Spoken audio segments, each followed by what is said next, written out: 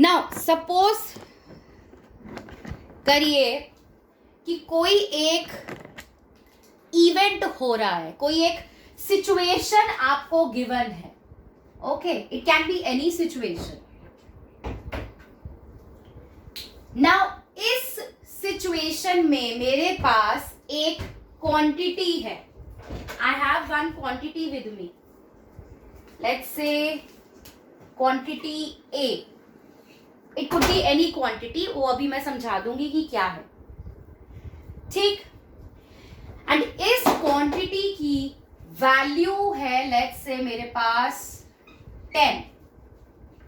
Suppose एक example है बस ये, that there is a situation in which initially we have a quantity A जिसकी वैल्यू है 10. ठीक. एक सिचुएशन हो गई. अब एक सिचुएशन हो गई है एंड इस सिचुएशन के होने के बाद ए क्वांटिटी की वैल्यू फिर से 10 ही रही. क्लियर? सिचुएशन होने से पहले और सिचुएशन होने के बाद दोनों टाइम में अगर इस ए क्वांटिटी की वैल्यू सेम ही रही, सो हम कहेंगे that this quantity A is conserved. आप बायो में पढ़ते हो ना कंजर्वेशन. क्या होता है कंजर्वेशन का मतलब? किसी चीज को प्रिजर्व करके रखना, किसी चीज को एज इट इज रखना, सेम रखना. तो अगर एक पर्टिकुलर सिचुएशन के होने से पहले और उस सिचुएशन के होने के बाद अगर एक क्वांटिटी की वैल्यू सेम रहती है, सो हम कहेंगे that that particular quantity is conserved. It is same. And यहां पर हम पढ़ेंगे कंजर्वेशन ऑफ मोमेंटम.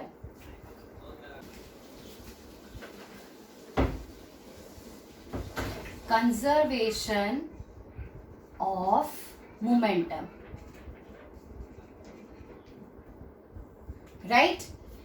मीन्स हम एक सिचुएशन से पहले मोमेंटम की वैल्यू देखेंगे और उस सिचुएशन के बाद मोमेंटम की वैल्यू देखेंगे. दोनों केसेस में मोमेंटम की वैल्यू सेम आनी चाहिए.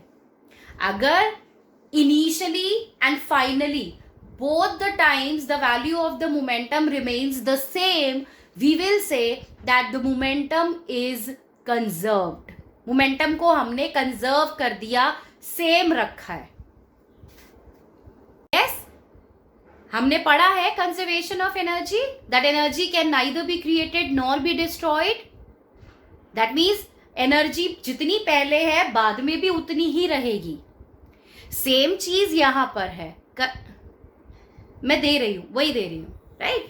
सो कंजर्वेशन ऑफ मोमेंटम सेम चीज है, that before a situation and after a situation the value of momentum remains the same. And here the situation that we will consider is collision. Do you know what is the meaning of a collision? क्या होता है collision? बताइए. Yes, दो objects का या दो से ज्यादा ऑब्जेक्ट्स का आपस में टकरा जाना, कोलाइड करना, हिट करना. जैसे एक डायरेक्शन से एक कार आ रही है, दूसरी डायरेक्शन से दूसरी कार आ रही है, दोनों आपस में टकरा गई, सो हम कहते हैं एक्सीडेंट हो गया. बट ठीक है, but that is collision. When two objects they hit each other, they come in contact with each other, we say that it is a collision. तो यहां पर हम दो ऑब्जेक्ट्स लेंगे, दोनों ऑब्जेक्ट्स का कोलिजन करवाएंगे. ठीक. एंड कोलिजन से पहले कितना मोमेंटम है और कोलिजन के बाद कितना मोमेंटम होगा, टोटल मोमेंटम, उसे कंपेयर करेंगे. तो कंपेयर करने पर अगर इनिशियल और फाइनल मोमेंटम सेम आ जाता है, that means momentum is conserved. We will consider one situation now. Suppose करिए मेरे पास दो ऑब्जेक्ट्स हैं, let's say there are two balls, मैंने दो बॉल्स ले ली, okay, this is a ball A and this is a ball B.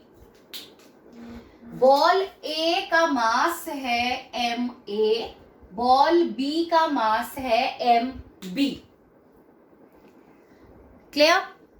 Let's say ball A is moving with initial velocity UA and ball B is moving with initial velocity UB. दोनों balls अपनी अपनी respective initial velocities से move कर रहे हैं same straight line में। ठीक? समझ आया? Now या जैसे मैं आपको ये एग्जाम्पल देती हूँ कार्स का, ये एक कार है, ये दूसरी कार है, दोनों कार्स अपनी अपनी इनिशियल वेलोसिटी से आगे बढ़ रही है। ठीक, अब हम क्या कंसीडर करेंगे यहाँ पर कि जो फर्स्ट बॉल है उसकी इनिशियल वेलोसिटी ज्यादा है सेकंड वाले से। ठीक, फर्स्ट ऑब्जेक्ट की वेलोसिटी सेकंड ऑब्जेक्ट से ज्यादा है, मतलब ये वाली कार धीरे चल रही है, ये वाली कार पीछे से तेजी से आ रही है। क्या होगा, ये आकर इसको हिट करेगी, they both will collide, collide होने के बाद थोड़े से अलग होंगे और फिर चलेंगे। बॉल्स की कंडीशन बोल रही हूं मैं, ये तो कार्स है। बॉल्स की सिचुएशन में दो बॉल्स आपस में हिट करेंगी, कोलाइड करेंगी और अलग हो जाएंगी। क्लियर? सो ये दोनों बॉल्स आ रही है, इसकी वेलोसिटी ज्यादा है बी से। ये सिचुएशन है बिफोर कोलिजन। अब ए ने बी के साथ कोलाइड किया, they both collide with each other, so A and B, this is collision. ठीक, इन दोनों ने आपस में कोलाइड किया एंड कोलाइड करने के बाद दोनों बॉल्स अपनी अपनी रिस्पेक्टिव फाइनल वेलोसिटीज से मूव करेंगे। दिस इज आफ्टर कोलिजन और ये मास इनके वही है M A and M B. Okay, this is after collision. Situation समझ आई? दो बॉल्स हैं A and B, M A और एम बी उनके मासेस हैं, दोनों अपनी अपनी इनिशियल वेलोसिटी से सेम स्ट्रेट लाइन में मूव कर रहे हैं। हमने ये माना है कि ए बॉल की वेलोसिटी बी बॉल से ज्यादा है, तभी ए बॉल पीछे से तेजी से आएगी और बी बॉल के साथ कोलाइड करेगी। दोनों ने आपस में कोलिजन किया, कोलिजन के बाद दोनों बॉल्स अपनी अपनी रिस्पेक्टिव फाइनल वेलोसिटीज के साथ मूव करने लगेंगी सेम स्ट्रेट लाइन में। ठीक, हाँ जी, नहीं दोनों की होगी। इस वक्त यही चीज तो देखनी है कैसे ये अभी रिलेशन निकलेगा। इस वक्त यहां पर यू ए यू बी से ज्यादा है, राइट? जब हम फाइनल रिलेशन निकालेंगे ना, कोलिजन होने के बाद फाइनल वेलोसिटी ऑफ बी ज्यादा हो जाएगी फाइनल वेलोसिटी ऑफ ए से। इसमें इसमें मोमेंटम ट्रांसफर हो जाता है। ए अपना थोड़ा सा मोमेंटम ट्रांसफर कर देगा बी के अंदर जब कोलिजन होगा, ये अभी आप देख लोगे आगे।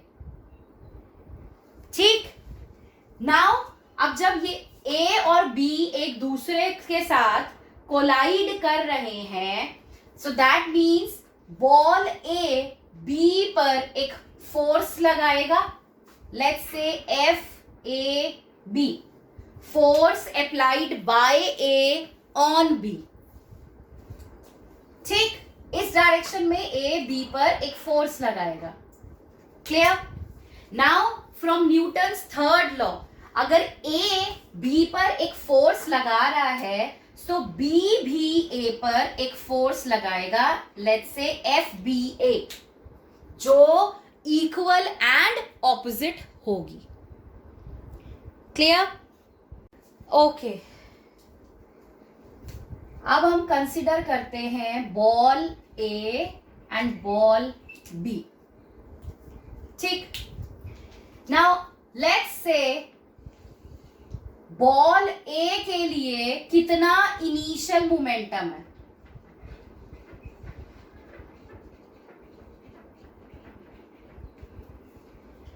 Initial momentum for ball A, इसको मैं इंडिकेट कर रही हूं P I. Small P symbol होता है मोमेंटम का, I means initial, so this is initial momentum. किसका निकाल रही हूं? ए का, तो मैं यहां छोटा सा ए भी लिख देती हूं, P I A. P I मतलब initial momentum, A means ball A का। ठीक, so initial momentum of ball A कितना होगा? क्या फॉर्मूला है मोमेंटम का? Product of mass and velocity. Correct, ये पढ़ा है आपने, that momentum is the product of mass and velocity. So if I need to calculate the initial momentum of ball A, so initial momentum of A will be the product of mass and initial velocity of A. Yes or no?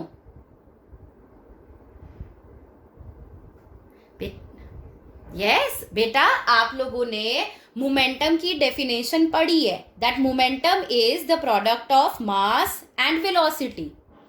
तो अगर मुझे initial momentum निकालना है तो मैं मास को initial velocity के साथ मल्टीप्लाई कर दूं. Yes, so initial momentum of ball A will B mass of ball A into initial momentum of ball A. Clear? Similarly, initial momentum of ball B, this will be mass of B into initial velocity of B. Clear? इसी तरीके से final momentum की हम बात करें, मुझे momentum को conserve करना है, यानी कि इनिशियली जितना मोमेंटम था एंड फाइनली जितना मोमेंटम आएगा दोनों सेम आने चाहिए, तभी मोमेंटम कंजर्व होगा. क्लियर? सो फाइनल मोमेंटम देखते हैं. फाइनल मोमेंटम मैं पी एफ से इंडिकेट कर रही हूं. P F is final momentum. Now final momentum of ball A, this will be the product of mass and final velocity of ball A. Clear? Final momentum निकालना है तो मास को final velocity के साथ मल्टीप्लाई कर दो, फाइनल मोमेंटम आ जाएगा.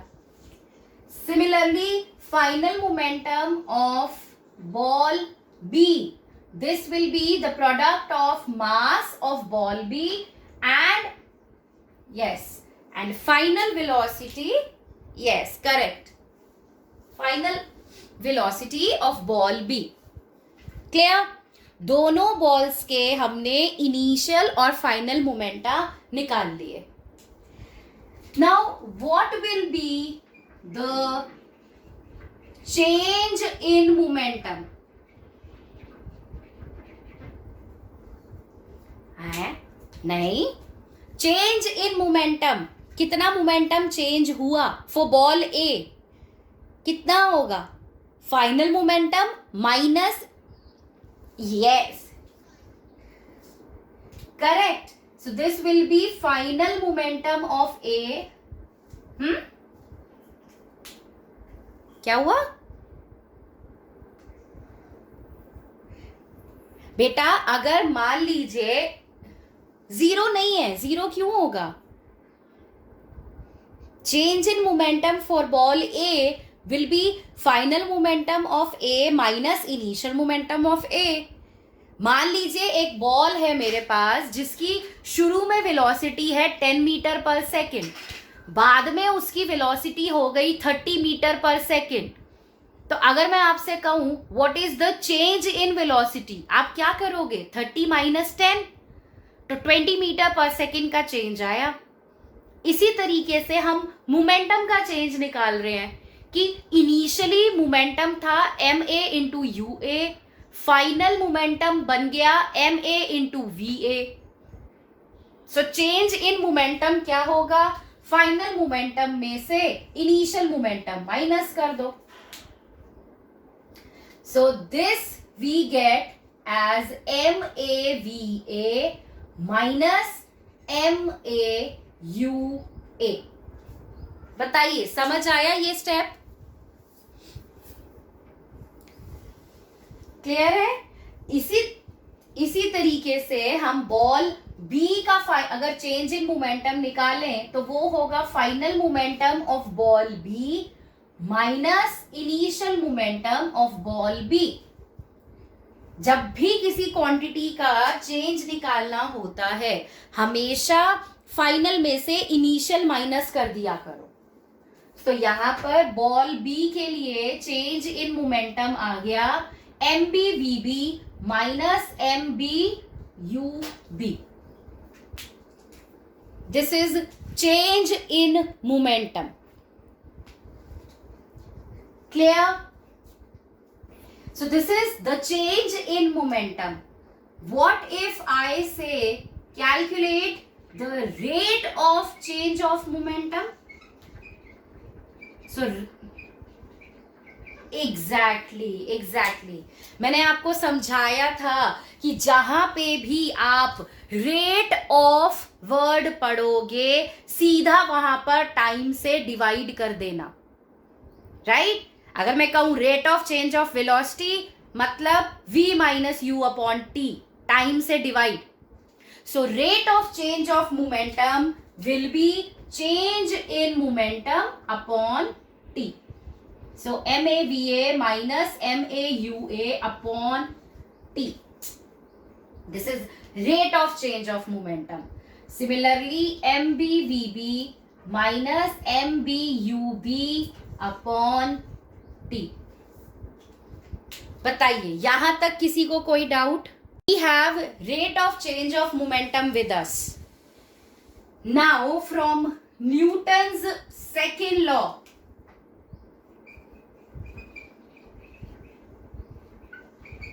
second law क्या कहता है? That this rate of change of momentum is directly proportional to the force. So F AB, this is equal to MAVA minus MAUA upon T। बताइए Newton second law से हम ये कर सकते हैं that this rate of change of momentum is directly proportional to the force applied। Similarly B के लिए भी मैं सेम चीज कर सकती हूं that FBA is equal to MBVB minus MBUB upon T. Correct? So we have applied Newton's second law over here. Clear है? Now we will apply Newton's third law. अब थर्ड लॉ क्या कहता है? To every action there is equal and opposite reaction. Yes, यानी कि FAB is equal to minus FBA। बताइए yes और no? FAB is equal to minus FBA। This is the action and this is the reaction. So बस FAB की जगह आप सो FAB की जगह पर आप ये पुट करिए, FBA की जगह पर ये पुट कर सकते हैं, राइट? सो पुट करके देखते हैं MAVA minus MAUA upon T। This is equal to minus M B V B minus M B U B upon T. Correct. अब t से t कैंसिल हो जाएगा, ये t से t कैंसिल हो गया. ब्रैकेट ओपन करिए, क्या आता है हमारे पास, M A V A minus M A U A is equal to minus M B V B plus M B U B. ये माइनस माइनस प्लस हो गया. करेक्ट. नाउ इनिशियल वेलोसिटी वाली टर्म्स एक साइड ले जाओ, final velocity वाली terms एक side ले जाओ. सो क्या आया मेरे पास, एम ए वी ए मैंने यहीं रखा, यहां से minus M B V B को मैं इस साइड ले आती हूं, तो यहां आएगा तो प्लस हो जाएगा, plus M B V B. ठीक. This is equal to M A U A को मैं राइट हैंड साइड पे ले जाती हूं, तो ये जो माइनस है ये प्लस बन जाएगा. So M A U A plus M B U B. Clear. Now ये क्या है, M A V A. M A V A is the final momentum of ball A. Correct. Similarly M B V B क्या है, final momentum of ball B. यानी कि दोनों balls का final momentum add हो रहा है. सो इसको मैं लिख सकती हूं total final momentum. Yes. Similarly M A U A ये क्या है, initial momentum of ball A. M B U B क्या है, initial momentum of ball B. दोनों बॉल्स के इनिशियल मोमेंटम ऐड हो रहे हैं. So this can be written as total initial momentum. आ गए दोनों बराबर, टोटल फाइनल मोमेंटम और टोटल इनिशियल मोमेंटम दोनों इक्वल टू आ गए. हो गया momentum conserve. Hence your momentum is conserved. मतलब अगर अगर टोटल इनिशियल मोमेंटम मान लीजिए 10 kg मीटर पर सेकेंड था, तो फाइनल मोमेंटम भी 10 kg मीटर पर सेकेंड ही होगा.